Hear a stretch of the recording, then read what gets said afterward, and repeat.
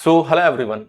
स्वागत है आप सभी बच्चों का इजी प्रेप पर एक बार फिर से। उम्मीद कर रहे हैं आप सभी बच्चों की तैयारी बहुत बढ़िया चल रही होगी। वो बच्चे जिनका बिहार पॉलिटेक्निक का रिजल्ट अभी कुछ दिनों पहले ही आया है, वो काउंसलिंग को लेकर बड़े परेशान हो रहे हैं कि सर कौन से नंबर पे हमें, या मैं कहूँ कौन सी रैंक पर हमें कॉलेज मिल सकता है या नहीं मिल सकता है। तो एक छोटा सा समरी मैं आप लोगों के लिए लेकर आया हूँ, जिससे कि आप लोगों को किसी तरह की कोई दिक्कत या कोई कंफ्यूजन नहीं हो। एटलीस्ट आपको इतना क्लियर हो जाएगा कि आपको कॉलेज मिलेगा या नहीं मिलेगा। लेकिन सर, अगर आप ये जानना चाहते हैं कि आपको कौन से कॉलेज में कौन सी ब्रांच मिल जाएगी, तो उसके लिए ऑलरेडी मैंने 2-3 सेशंस ले रखे हैं।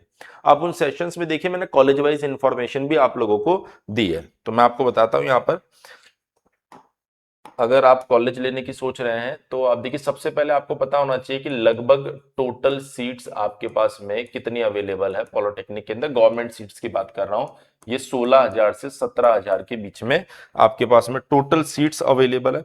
इसके अंदर अगर मैं बात करूं सिविल की जो सीट्स है, सिविल इंजीनियरिंग की जो सीट है, वो लगभग आपके पास में 4200 से 4600 के आसपास है।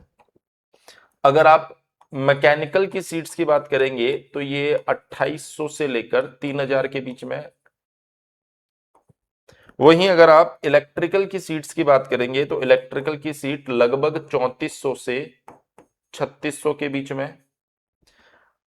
उसके बाद अगर आप सीएससी की सीट की बात करेंगे तो सीएससी की सीट 2900 से 3000 के बीच में लगभग बताया जा रहा है। और अभी आपके पास में ईसीई एंड अदर ब्रांचेस बच गई है, और इन अदर ब्रांचेस की सीट भी लगभग 2900 से 3200 के बीच में। ये लगभग एनालिसिस मैंने बताया कि भाई टोटल जो 16 से 17,000 सीट है उनको कैसे यहां पर डिवाइड किया गया। अब आप समझिए कि कितनी कैटेगरीज को यहां पर ये सीट्स अलॉट होनी है। तो हमने कहा सर सबसे पहले तो जो अनरिजर्व्ड होता है 40% उसके पास में रहेगी। हमने कहा ठीक है सर। उसके बाद में आप देखिए ईडब्ल्यूएस की अगर मैं बात करूंगा तो ईडब्ल्यूएस के पास में 10% सीट रहने वाली है, 10% रिजर्वेशन है। एससी के पास में अगर आप देखेंगे तो 16% रिजर्वेशन है। उसके बाद आप ईबीसी को देखेंगे तो ईबीसी के पास में भी अच्छा खासा 18% का रिजर्वेशन है। बीसी की बात करेंगे तो बीसी के पास में 12% का रिजर्वेशन है। उसके बाद में आपके पास में आ जाता है डीक्यू, एसएमक्यू और एसटी। तो आप देख सकते हैं लगभग लगभग अगर आप देखेंगे यहां पर तो ये हो गया आपके पास में 30, 40, 50 और 6, 56, और ये मतलब इन सबको मिला के 4 से 5% सीट इसके पास होती है। अगर रिजर्वेशन के केस में एक आध परसेंट इधर उधर हो गया हो तो वो आप देख लेना। एक रफ आइडिया मैं आप लोगों को दे रहा हूं जिससे आपके दिमाग में सारी चीजें आ जाएगी। अब अगर हम लोग बात करें यूआर की, तो देखिए यूआर का जो बच्चा होगा वो आप मान के चलिए लगभग 35,000, लगभग 35,000 का रैंक अगर आप ला रहे हो तो आप ये मान सकते हो कि आपको कॉलेज मिल जाएगा यूआर के अंदर। इससे कम या इसके अंदर आपकी रैंक आ रही है तो आप ये मान सकते हो कि सर आपके पास में कॉलेज अवेलेबल है। वहीं अगर हम लोग बात करें ईडब्ल्यूएस, तो देखिए ईडब्ल्यूएस के पास में 10% का सीट है। तो 10% मतलब लगभग 1700 के आसपास आप मान सकते हो। तो अगर आपकी रैंक 5000 के अंदर आ रही है तो आपको कॉलेज मिल जाएगा। मैं यहां पर कॉलेज मिलने की बात कर रहा हूं, स्पेसिफिक कोई ब्रांच की बात नहीं कर रहा हूं यहां पर। उसके बाद में अगर हम लोग बात कर रहे हैं एससी, तो आप देखिए एससी के अंदर लगभग 16% रिजर्वेशन है। हालांकि इसकी इससे तो ज्यादा ही है, लेकिन फिर भी ये भी लगभग आपका 4900 के अंदर अगर आपकी रैंक आ रही 4900 के आसपास तो आपको कॉलेज मिल जाएगा।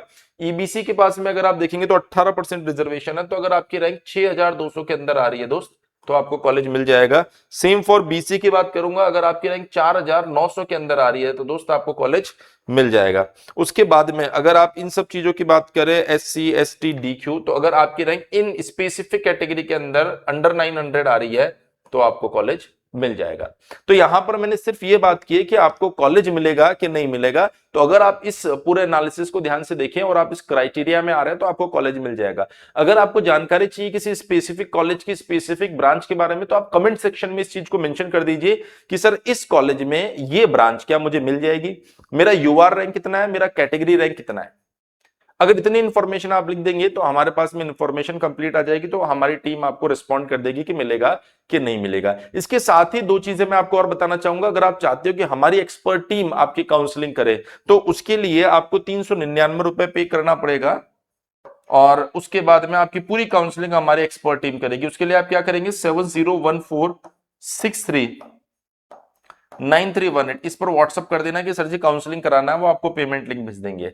आप काउंसलिंग करने के बाद में अपने सेमेस्टर एग्जामिनेशन की बेस्ट प्रिपरेशन के लिए इजी प्रैप एप्लीकेशन को डाउनलोड करके रखिएगा, क्योंकि इजी प्रैप एप्लीकेशन बिहार का एक ऐसा एप्लीकेशन है जो आप सभी बच्चों को प्रीमियम कंटेंट प्रोवाइड करवाता है एसबीटी बिहार के लिए।